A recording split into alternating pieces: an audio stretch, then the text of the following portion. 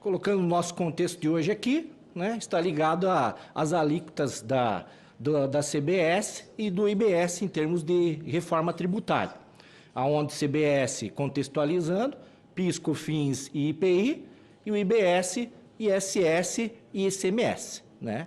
Então, em serviço, IPI e ICMS não afetava software até então. CBS mais IBS está sendo analisada em conjunto, né?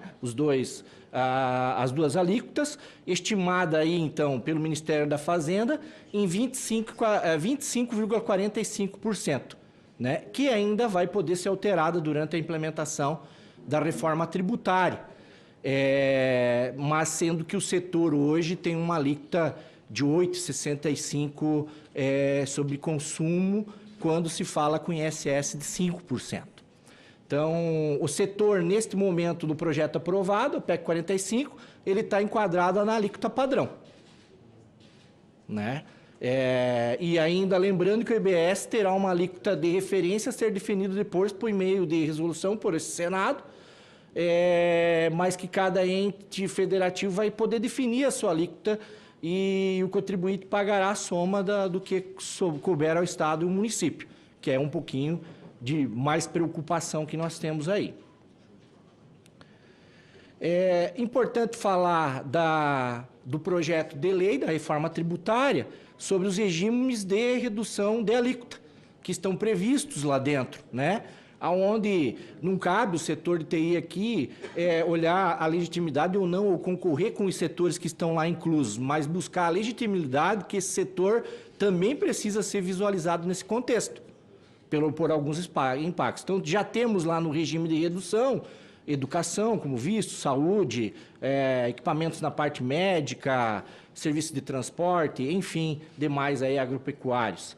Então, o que vê a alíquota de redução é a adoção da alíquota diferenciada do Imposto de Bens e Serviços, né, IBS, e da contribuição, reduzida em 60% o valor a ser recolhido, né, que vai dar aí a alíquota de 40% para quem estiver dentro da alíquota reduzida.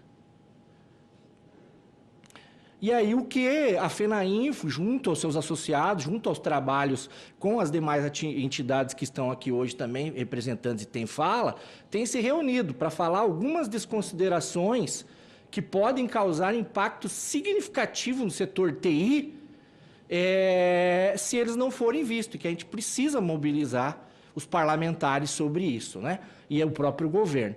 Então, essa alíquota ela está muito alta como carga tributária, mesmo que venha a ter o crédito, o benefício de créditos, para quem tem alto consumo de folha de pagamento, uma vez que você não gera créditos através da folha. Então, isso pode causar falta de equilíbrio financeiro que pode fazer redução significativa de pós-trabalho, indo em contramão do que se espera, que é o crescimento e retomada do Brasil em tecnologia frente ao mercado mundial. Ela pode fazer algumas desvirtualizações com a lei de trabalho, ou seja, pode ter um aumento de terceirização, uma quarteirização, podendo às vezes ser visto até como pejotização, para poder se afastar da folha de pagamento. Então tem que ter um cuidado sobre isso.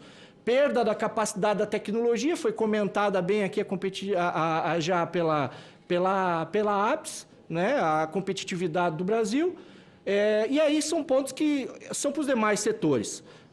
2 sistemas tributários vindo a ficar vigente por um longo período. E lembrando que as empresas de software de TI, elas é que vão fazer o atendimento da lei para os seus clientes da iniciativa privada, para poder cumprir todo o processo tributário novo em andamento. E esses custos já são incluídos a ela pela própria missão e de contrato. Ela já é obrigada, quem atende um software que tem a legislação, em continuar atendendo sem nada cobrar deste cliente. Então, insegurança jurídica e reflito sempre redução na capacidade. Esse é os nossos maiores impactos, se forem pontuados. E nós, na FENAINFO, estamos fazendo inúmeros cálculos. Nós temos DRE simulados com dados reais de empresas que tenham feito adesão para mostrar a realidade, para estar nos números, dizendo qual é a carga tributária hoje e qual é a carga tributária na hora que essa empresa mudar o seu regime aí. Então, a gente identifica que dentro do setor tem dois grandes grupos, que às vezes a média é ruim, né? A média é um cenário válido para se olhar como é que é aquilo. Então, você soma tudo e divide. Isso é ótimo quando o desvio padrão é aproximado.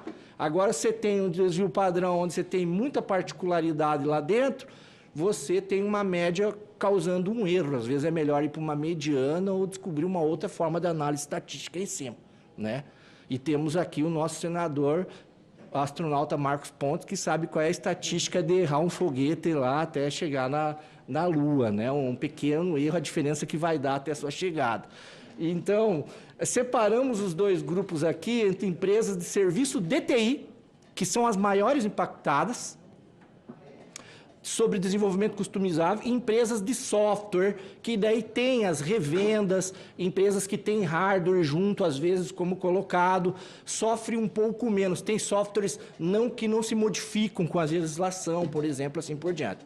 Então, a ABS e a Brascom, a FENAINFO, em conjunto, elas apontam um aumento real no preço final dos serviços, considerando o IBS e CBS, sem nós estarmos na alíquota reduzida, com a alíquota padrão de 25%, estimada a 20,45%, e falada por outros ministros, como a ministra Tebet, que pode chegar aos 27%, 28%, que será visto em um momento tal. A preocupação nossa é trazer dados abertos que possam ser analisados. Então, no mínimo, tem que conseguir perceber quem são as empresas que têm alta intensividade de mão de obra dentro do setor de TI, e empresas que podem não ter. Cuidado com a média. Essa média vai trazer o desastre. E aí, o que se diz? A maior preocupação são os serviços. A gente fala, mas software hoje, você só faz software? Não, você geralmente faz software e atende como serviço de forma transversal todo o setor econômico, seja indústria, seja educação, seja saúde, qualquer setor. Certo? E quando se fala hoje, são dados às vezes desconhecidos. No setor de serviço de TI, a folha de pagamento de forma natural representa entre 62% e 70% a receita já. E o próprio governo, através de seus contratos públicos de TI, que são muitos, ele tem toda a base aberta para olhar já quais são os fornecedores vigentes e se isso se confirma ou não dentro da casa. Tá? Então, essa é a preocupação. Quando a gente tenta ainda ser otimista, por quê? Todo mundo sabe uma reforma tributária, se ela vem por bem, se ela vai simplificar, se ela vai fazer o país crescer, se nós vamos ter mais PIB, se a gente vai pagar um pouco a curto prazo para crescer, nós somos favoráveis, mas ela tem que ser feita com cuidado e não com um desastre.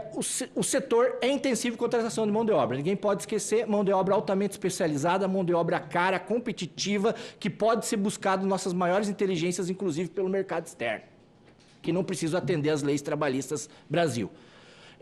O setor emprega, já falamos, 2 milhões, representa 8% do PIB brasileiro e tende a aumentar mais. A atividade é transversal e essencial para toda a cadeia econômica.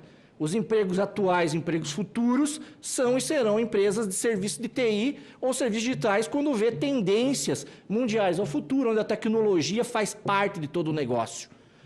Então, a folha não gera crédito, nós precisamos de uma saída para isso. Não podemos comprometer a geração de empregos.